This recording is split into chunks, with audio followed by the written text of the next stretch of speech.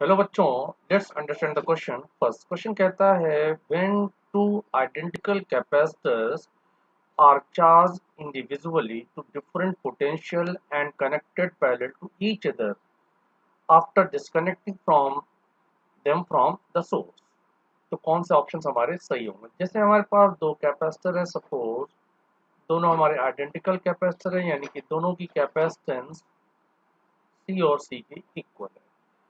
Suppose पहले को हमने V1 पोटेंशियल तक चार्ज किया है, दूसरे को हमने V2 पोटेंशियल तक चार्ज किया है।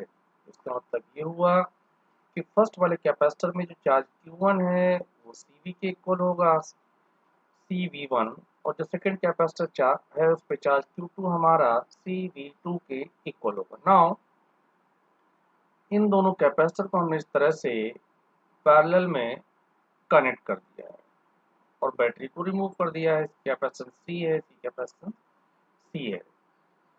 तो पहला ऑप्शन उन्होंने दे रखा है कि net charge on connected plates is less than the sum of individual charges. ये गलत है, क्योंकि जो है चार्ज हमारा कंजर्व रहता है, नेट चार्ज इन दोनों का सम होगा।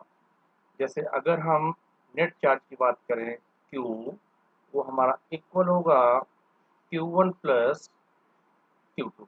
चार्ज हमारा कंजर्व रहता है, इसके लिए हमारा जो सेकंड ऑप्शन है वो सही होगा। नाउ बाद में अगर हम फाइनल चार्ज की बात करें तो देखो, जब इनको पैरेलल में कनेक्ट कर देंगे तो इनका जो कॉमन पोटेंशियल है वो V के इक्वल हो जाएगा और इक्विवेलेंट कैपेसिटेंस 2C। इसका मतलब जो फाइनल चार्ज Q है उसको हम लोग 2CV इज इक्वल टू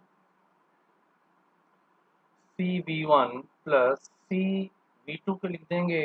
यहाँ से जो V की वैल्यू है वो V1 प्लस V2 अपॉन 2 के इक्वल आएगी। इसका मतलब जो C पार्ट देखा, the net potential difference across them is different from the sum of the individual initial potential difference. देखो ये भी सही है क्योंकि इन दोनों का सम का डिवाइडेड बाय 2 है, यानी कि हमारा सेकंड पार्ट थर्ड ऑप्शन भी सही है। डी ऑफ की बात करें, the net energy stored in the two capacitor is less than the sum of the individual energy. बिल्कुल सही है, क्योंकि यहाँ पर जो हमारी एनर्जी है, एनर्जी में हमारा लॉस होता है। तो अगर एनर्जी में लॉस हो रहा है तो एनर्जी हमारी जो कंजर्व नहीं रहेगी। इसका मतलब हमारा डी ऑप्शन भी सही है।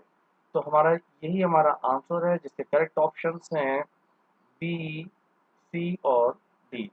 Hope you understood it well. Best of luck.